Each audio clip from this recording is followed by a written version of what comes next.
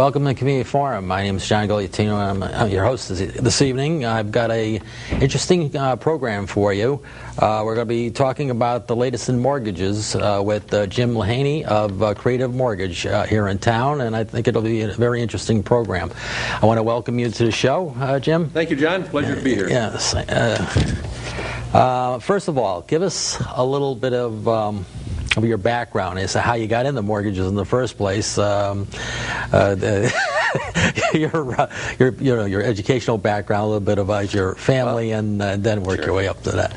Well, from Danbury all my life, Danbury High School, Becker College for college work. Started selling after working at the Danbury Hospital a million years ago, and got into the mortgage business. So you got into different types of sales? I got into the mortgage business when I was like 42 years old, so I was not an early starter at all. But that's considering my age now, I've been in here a long time. But that's where you accelerated, right? Yeah, absolutely. Okay. So you've gone through the environment of the previous years that we've had, several years of a downturn, so to speak, and seen quite a few changes in the industry. There's regulatory changes and the reduced price of real estate that's out there and all. How would you describe the market environment that's going on right now? Well, in general. Okay, in a general term, the market is crazy a little bit. The first-time homebuyers are buying homes that are priced in areas what they can afford, not like what they were doing 5 years ago when everybody was overbuying stuff that was overpriced. Today, the low end of the market is working fine, and the high end of the market is moving along also. People are making some good incomes in some areas, and they want that beautiful home, and they're buying that beautiful home. So that's moving. Is the government affecting the low end because the first-time home buyer program? Would you say that that's being helped by the government program? Absolutely. Right. In that tax credit, the $8,000 tax credit or the $6,500 if you're a second-time home buyer or such, is definitely working to boost the economy and get these people to buy now rather than waiting for 6 months or a year from now to buy. But it's also giving them the ability to buy realistically priced homes, something they can have and own 10 years from now if they still want to, not to face any difficulties that they would have 5 years ago.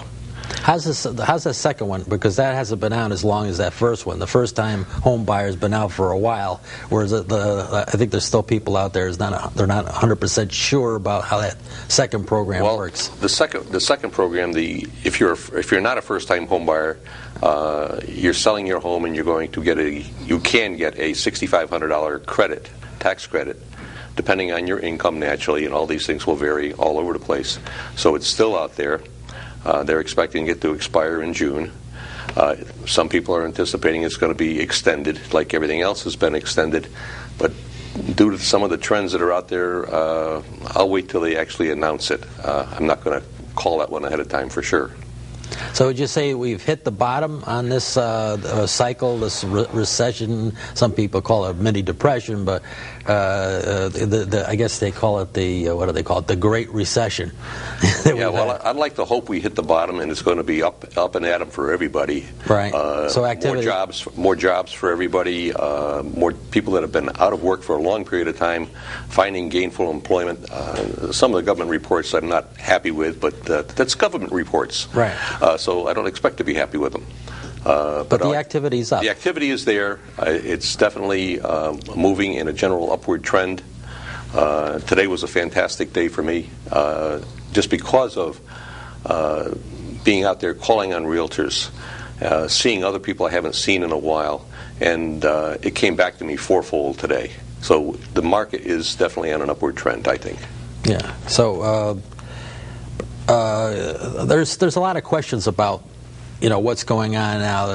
The banks have tightened up. There's activity, but you got to have 20% down, otherwise you can't get a mortgage. Aside from the programs, if you're a conventional mortgage purchaser, then you got to have 20%. Could you maybe pierce a few pins in that balloon there? Oh, sure. Well, even the conventional mortgages have changed a lot.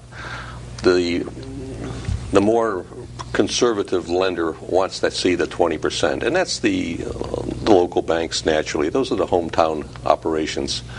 The lenders that are out there looking for money, looking to bring in new business, they're doing 5 and 10% down with good credit and with good ratios. You've got to be able to afford what you're buying. None of this buying blue sky. Then to even make it easier for a lot of people, the government has their FHA programs as well as their VA program. They're both out there that we do. And on a VA loan, if you're a veteran, a qualified veteran, zero down, which is a very nice But they are investigating that there actually is money there. You know, it's not like... the money is there. The money is there. Yeah. There are investors putting out the money, and by investors I mean the big banks. The FHA mortgages, as they call them, those are FHA insured mortgages. The money still has to come from the investor market. Right. So that's probably where 70% of the business is today. And we do an FHA loan from a small one in the $100,000 range to a $650,000+. So it's not limited to just first-time home buyers. But what I was getting is several years ago, they would sort of wink at you and say, yeah, we could put down that you're doing this and blah, blah. None of that stuff.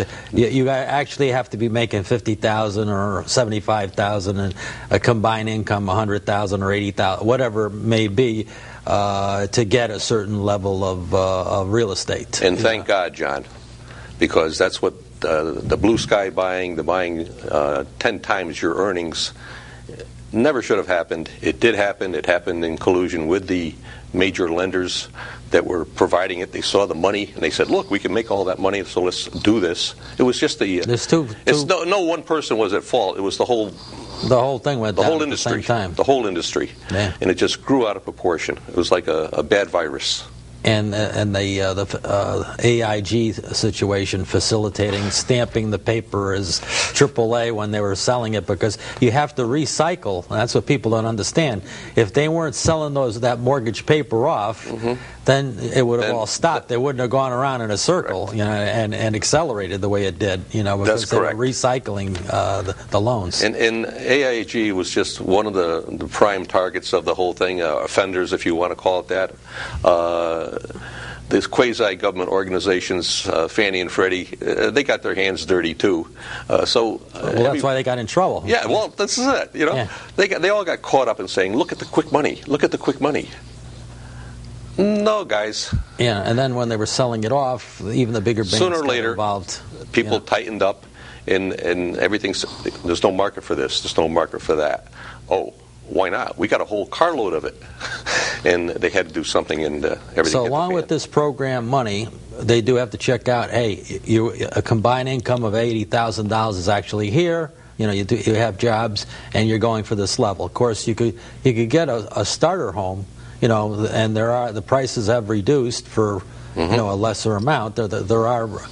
I know I've heard up in New Milford there's homes for under $100,000. Yes, they're fixer-uppers, and there's money for those things, right? You're saying the bottom of the market, and then there's... Yes. As a matter of fact, there's even money for the home. Some people say, well, there's a house over there, but it's a handyman special, and I don't have the $20,000 or $30,000 to fix it up, so therefore I can't buy it. Not true. The government has programs called a 203K Streamline, which allows them to get approximately $35,000 to do the fixing up, replacing the appliances, replacing the piping, doing the roof, whatever has to be done within that limitation. And if you need something bigger and it's worthwhile, then you can go into a full-fledged 203K, which is a rehab loan, which would even mean putting out an addition type of thing, which could have meant to hundreds of thousands of dollars. So there are programs out there, and we offer them all. And there's other companies that do it too. But the idea is it's out there. Too many people think, I have to have 20% down or I can't buy a house. Yeah, that's the thing. False. That's what kills people trying. That well, we're going to wait till the thing comes to an end, and then we're going to, so... You envision somehow there's someone sitting on a racetrack with a gun, and everybody's going to get up on the line at some point in time, and it doesn't work that way. But John, things go around. 27 years ago when I got in this business, the banks were saying you had to put down 20%. I went with a mortgage company that said FHA, 3% down. If you're qualified, right? If you're qualified. By the way, they also had a very tight residual qualification, which was something like the VA these days. So it was not something, nobody walked into a deal and was given a house. You had to have the income, you had to have low debt. And that's one of the biggest problems. People turn around and say, well, I make $80,000 a year.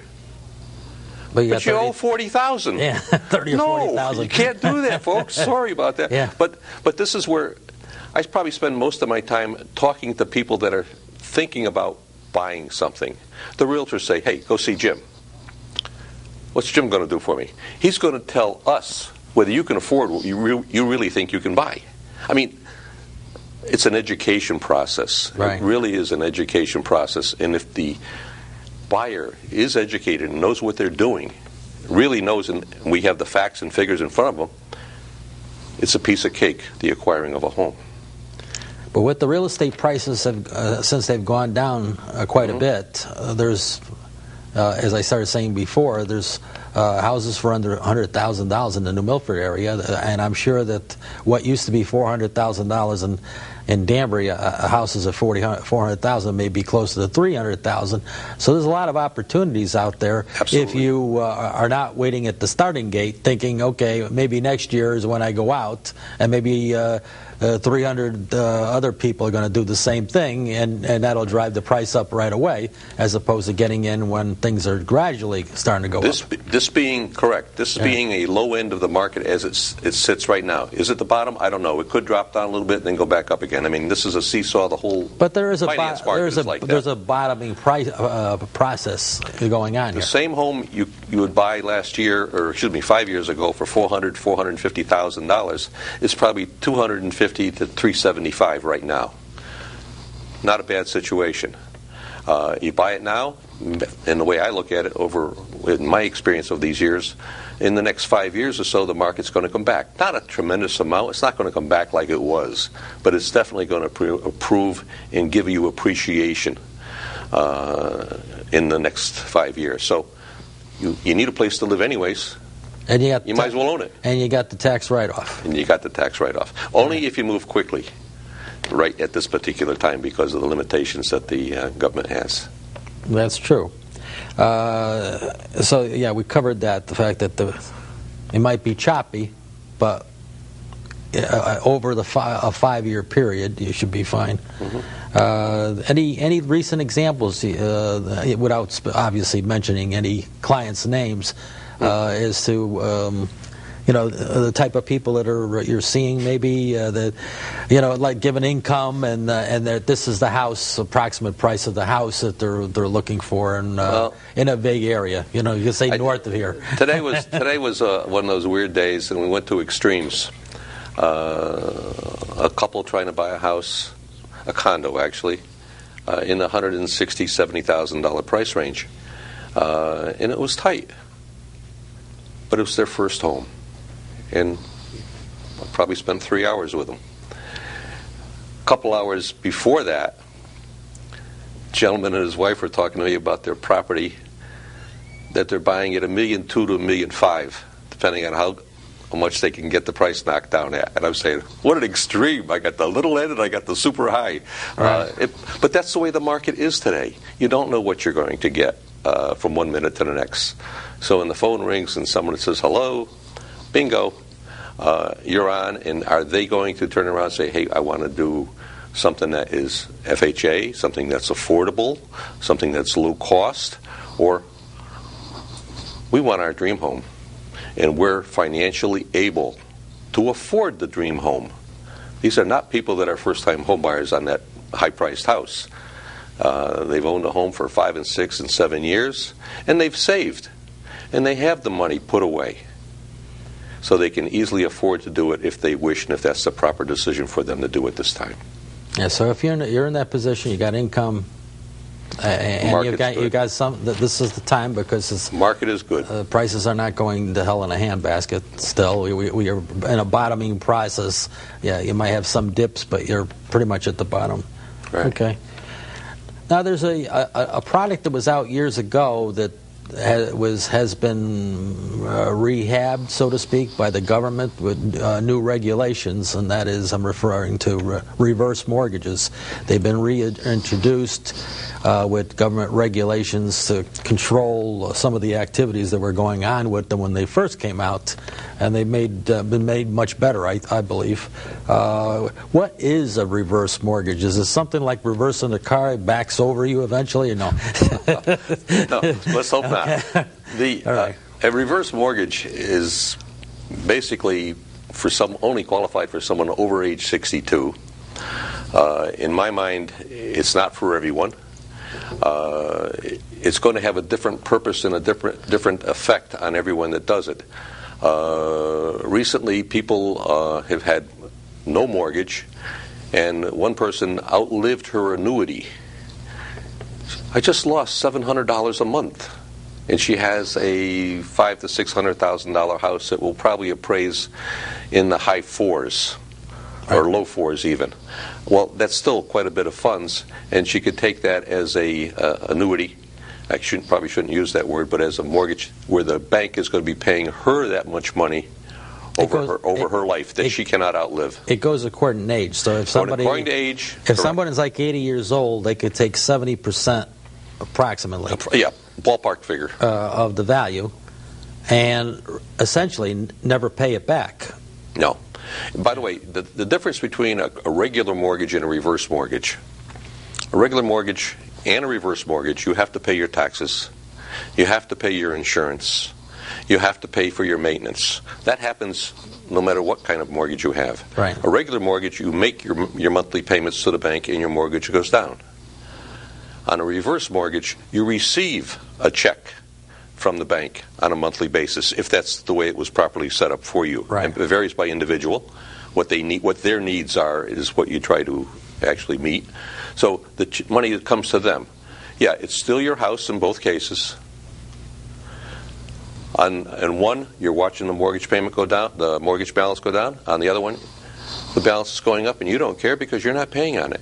Right. And as long as you make your maintenance, taxes, and insurance payments, that's your home for life. Right. And you have to be able to live in it in order to keep it. Right, and you could cancel out. You may have, let's say, you might be 70 years of age and have a $100,000, but it's a $450,000 house or something. You could cancel out that and still have, whatever the difference is. It's for 70 years. You get 60% of the balance.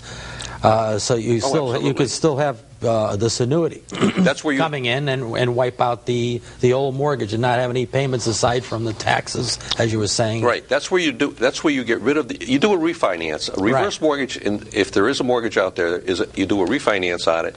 You pay off the existing debt on it, whether it be a first mortgage, a second mortgage, or whatever, any liens, anything else like that, and then the remaining money is paid to the individual depending on the type of program it's fitting into for that individual. To give you an example, I had a gentleman that his wife had passed away. He had the house. He had made a mistake a couple of years ago in taking out a very high-cost mortgage. It wasn't a big one, but it was super high cost-wise for him, and paying about $700 a month in a principal and interest payment. That's in addition to his taxes and insurance. And it was killing him. He says, I got money to pay my other stuff, but I don't have any money for food. What do I do? So we were able to pay off his current mortgage, leave him with some cash, and all he had to do was pay his taxes and insurance. $700 and some odd dollars taken out of his budget and thrown away. He doesn't have to pay on it anymore. He turns around and he says, "You're a godsend. You saved my life." I said, "Gee, Thank you." I mean, this is. And there are a lot of people out there. They're hand to mouth. They're eating peanut butter and jelly, and that's what they have at age 75 or 80 because they. Hey, watch that. I thought you were 64. Yeah, you're right, John. Okay, no problem. Okay, but you know what I'm saying is, and they're trying to get by because they've gone through their, as you say, their annuity, their built-in retirement plan, or there's not much left, and they're really trying to conserve what they got left of the monies that they had put aside, in addition to Social Security.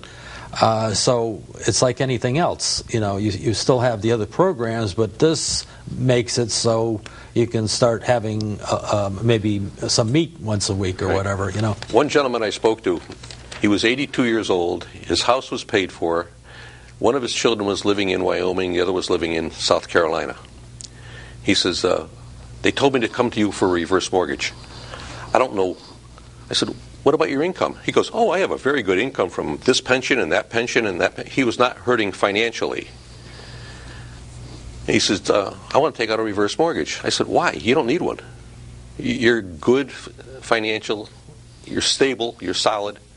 I said, why don't you go visit your son and pick out a house near him, and go visit your daughter, pick out a house near her, sell your house in Danbury, and buy a small house out there and a small house there, go visit one. When you get tired over there, go visit the other one. He called me back 6 months later. He said, took your advice. How much money do I owe you? I said, nothing. It's free. I mean, this was... Yeah. And it was just a tremendous feeling. You help somebody out, and wonderful. But it's a good way of consolidating, just like you said, that first example of that guy that's $700 a month. He may have taken a 10-year mortgage, and he figured, I can do it. But then, he was no longer eating any steak. He wasn't eating any chicken. He probably was down to peanut butter and jelly sandwiches or whatever, or bologna sandwiches, and saying, geez, what did I get into? And it's a way of taking the pressure off, but still keeping the house. Right. And that's important. And, the important other thing is he had no family, and that was, his home was the only thing he had. And he obviously wanted to keep it. And this way he was going to have it for his life. Right. Period. That's an important a psychological thing, Oh. Yeah. Absolutely. So you've got it for your lifetime, and you've minimized. There's other things you can do with a reverse mortgage. You can, let's say you've never vacationed. You can take a portion of the money and use it for that. Let's say you never took long-term care. You could put some of it towards long-term care premium, which is they tend to be expensive, especially if you're 70 plus. But you could do it at age 65 or 68. Plan. Advanced planning, and provide for that, and also provide for your additional monies for your retirement. It's just like cashing out, but not losing the house. You're still living in the house. Right. That's where the financial planner comes in and gets things set up for you. Correct. Right. That's their position. I don't get into that. It's like I don't practice I know law a little bit about that. That's why I brought that up. Okay. So I figured I'd. That's another thing you can do in addition to the vacationing or buying a house for your kids, and whatever. Whatever, yeah. As long as you're financially set, you can throw the money away any way you want. Yeah. I mean, but you've still got your house. If you got the ratios work out, because it's been reformed. It's not a case of, well, isn't that situation where you lose your house at the end or whatever? A very important thing to note is the fact that at the end there still may be some equity, and if there is an heir or there's cousins or whatever, that goes to them. In other words, it doesn't go to the mortgage under a normal mortgage. Right. Correct. Right, because if you took out $400,000 and there's still another $100,000, the way it was the plan was when it was first came out years and years ago. The mortgage company tended to keep that. Well, under the reformed federal law, that goes back to the family. Right. Whatever people family tend to think, and they still think under the old way, if I take out a reverse mortgage, the bank owns my house. Excuse me, if you really want to get technical, every mortgage out there, the bank has a good interest in your home because they have an interest. They've loaned you this money on it. So until you've paid it off, quote unquote, they do own the house. And you're paying the mortgage on it, and then it becomes yours when it's paid off. But if with inflation, as a time goes by and another 20 years goes by, let's say, or whatever, you're 65 and now you're 90 or whatever, and you go to your just reward, as they say, it could be that it's another $100,000 of value, and that's the important point that I want to make, is that doesn't go with the company, and that's what was happening years ago, but it's been reformed. Correct. And now Thank God it was reformed. Yes. Right. That's an important reform. Absolutely. Absolutely, John. Any other points you'd like to make on the reverse, or is there some other mortgages you'd like to talk about? We've got like 2 minutes to go. Okay. One of the mortgage programs that were very popular for first-time home buyers is the state of Connecticut's program.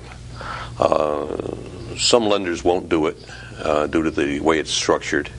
It is very strict. It's called CHFA, Connecticut Housing and Finance Authority. This is a first-time homebuyer program that starts out, this week it's at about 4.5% with 1 point. The normal market is about 4 7/8 with 2 points. They're an FHA insured loan, and they're very generous with the ratios and with the qualifying. And they'll even help out people that are in financial need. They'll help them out with what they call down payment assistance. It's not for everyone, but for the people that can use it to their advantage, I say it's a great thing. So there's a host of things out there. This misconception that things have changed, we're back to 20%, or they won't lend you money unless you get at least 10% down, and you're making $200,000 a year. All of that is fallacy. We're out there to help everybody get a home. The government wants everybody to get into their own home if they can, but they want to do it and keep the home. And keep the home. And keep the home. And there's a lot of programs to keep the existing homes also out there. Also. Which a professional can help them out with. Okay. Absolutely. All right. Okay. In summary, we've got a minute to go. Okay. Sum up if someone had any questions, what will be the telephone number? Well, the telephone number to give me a call anytime. If there's any questions about this, it's 203-778-5900, extension 413. And there's no charge for questions, general questions. Okay. All the time, no charge. Okay. It's a free consultation. We talk, we go over the whole thing, and it might be a 15-minute consultation. It might be an hour. Okay. Well, I want to thank you for coming on the show. My pleasure, John. You're welcome. Thank you very much for having me. And I want to thank the viewers for tuning in to Community Forum. Tune in next week, same time, same station. I'm sure we'll have another interesting program at the time. Good night for now, and we'll see you then.